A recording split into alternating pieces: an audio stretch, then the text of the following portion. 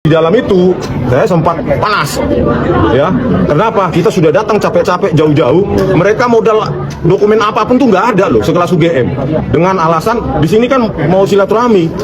Kami tidak berkewajiban untuk menyediakan bukti kepada Anda. Kalian siapa?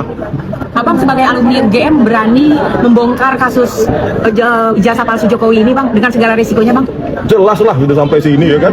Bahkan di kasus Jessica Wongso, saya tantang itu Tito Karnavian, Krisnamurti, Muhammad Nualazar penipu. Betul. Ya. Betul. Tito Karnavian, ingat kau. Kilometer 50. Sampai hidup saya habis nafas saya kejar kau. Betul. Ya. Betul, Tito Pak. Karnavian penipu, manipulasi, memanipulasi barang bukti digital. Ya. Pakai Irashop, free make dan Irashop, otak-atik, mengaburkan barang bukti digital. Seorang anak bangsa, 20 tahun dipidana, 8 tahun di penjara, 4 bulan di sel tikus. Tito Karnavian, sudah 1 tahun lebih saya maki-maki Anda. Nggak berani menantang saya kan di pengadilan, karena saya punya bukti kuat, bukti yang mematikan. Paten kali. Rakyat yang mendukung, Pak. Tito Karnavian ini musuh negara ini. Betul.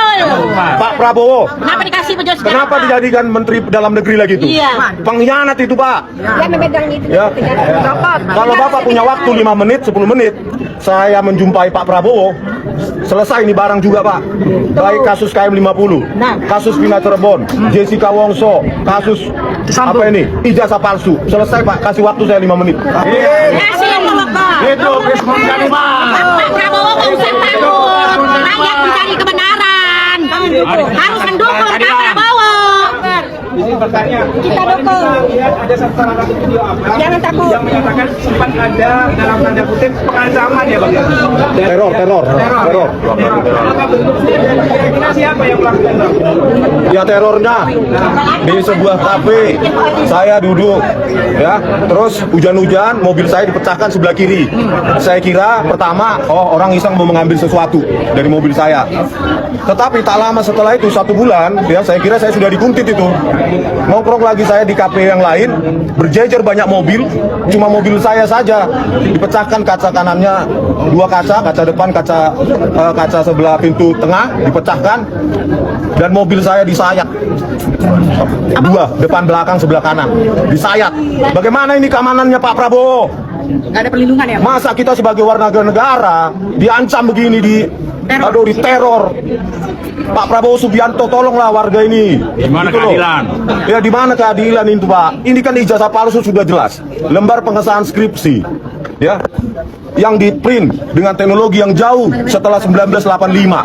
Dan saya tanyakan tadi di pertemuan itu, tidak bisa jawab. Tidak bisa jawab. Pak, Bang, ini apa soal transparansi informasi publik? Jadi UGM itu gimana ini kalau memang kondisinya seperti ini, Pak? Ya seharusnya kan UGM terikat pada Undang-Undang Transparansi Informasi Publik. Harusnya. Kenapa? UGM itu dibayar oleh pajak rakyat. Ya, UGM bukan dimiliki oleh Bu Rektor Ova Emilia dan jajarannya. Harusnya UGM bertanggung jawab untuk membuka itu, ya, dokumen-dokumen yang dimiliki. Bukan justru menantang kita ketemu di pengadilan. Begitu katanya. Padahal kita mau baik-baik, kalau memang ada 34 itu biar kita verifikasi juga. Kan sampai sekarang tidak ada, ya. Jadi tidak ada, sepanjang belum ditunjukkan berarti artinya tidak ada. Oke. Tapi kalau UGM terus mengambil pengadilan, Bung Krismon dan kawan siap? Siap dong, siap. Mantan Tito aja berani ya, Bang? Kemarin Pak Tutu juga ada kuasa hukumnya.